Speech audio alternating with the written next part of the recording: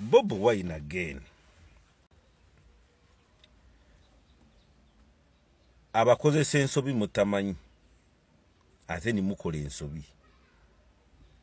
Now East Africa community neye nyina jitade ku bunkenge. Kati gwe eyakute abakenya ni babiri babadde basatu omulala n'abavaako ababadde ku campaign trail ya Bobi Wine. Ikkirizo gaane naawe wootudde wakoze mistake nsobi y'amaanyi eyabakute yandibadde abatwala direct no nibucha kumacha nibesanga eri ku boda ya Uganda ne Kenya. Kati Al Jazeera, CNN, BBC, East African Community Zone, TV z'amawanga ga East African Federation ziri ku Uganda ne Bobi Wine ne bana Kenya. Tera ayogera ku presidenti wango mulungi Museveni. Kati gwe eyabakute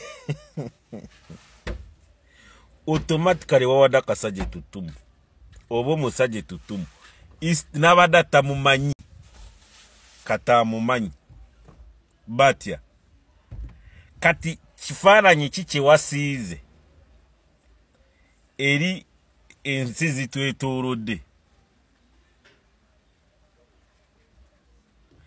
okitege kati saawa zino panic twabagamba paniki bwe eyakoze that mission mu byakatonda butali kulimba wakagudde n'okolera Bobi Wine by mistake okuba kwata kituufu bayinza kuba baze wano ku lw'ebigendererwa ebibi naye wabakoledde nnyo ne Bobi Wine waabo bonna kubanga politically Bobi Wine aba tukubye okitege so kati bana Kenya John batiisa kugenda kwekarakasiza ku embassy ye Uganda mu Kenya ate bana Kenya bararamu tobayita be Sudani oba abe Tanzania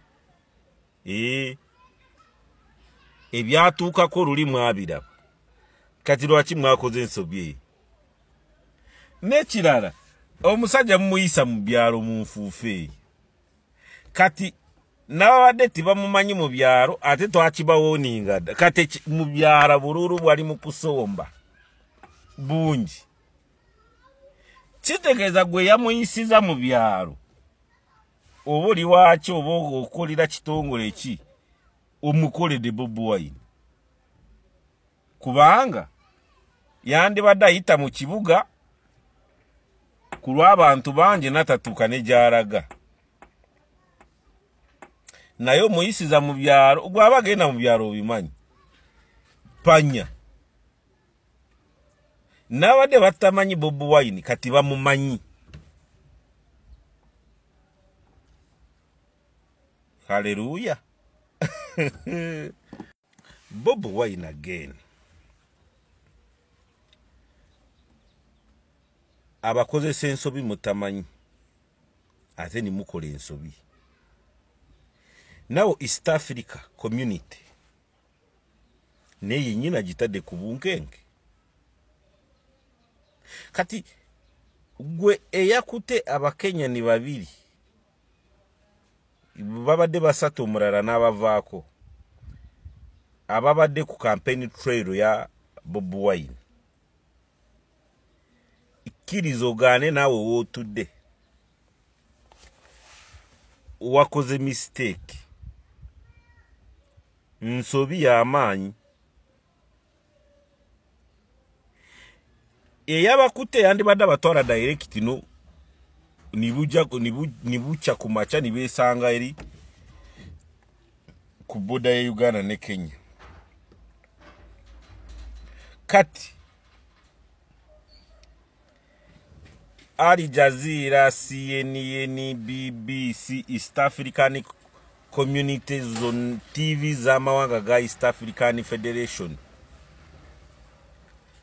ziri ku Uganda ne Bobi Wine ne bana Kenya.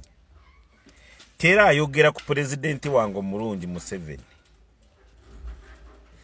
Kati gwe eyabakute automatically wawada kasaje tutumu obo musaje tutumu nabada tamumanyi kata mumanyi batya kati kifaananyi kiki wasiize eri ensi zitwetoolodde okitege kati saawa zino panic tutwabagamba paniki bwe eyakoze that mission mu byakatonda butali kulimba wakagudde n'okolera Bobi Wine by mistake okuba kwata kituufu bayinza kuba bazze wano ku lw'ebigendererwa ebibi naye wabakoledde nnyo ne Bobi Wine waabo bonna kubanga politically Bobi Wine aba atukubye okitege so kati bana Kenya John batiisa kugenda kwekarakasiza ku embassy ye Uganda mu Kenya ate bana Kenya bararamu tobayita be Sudani oba be Tanzania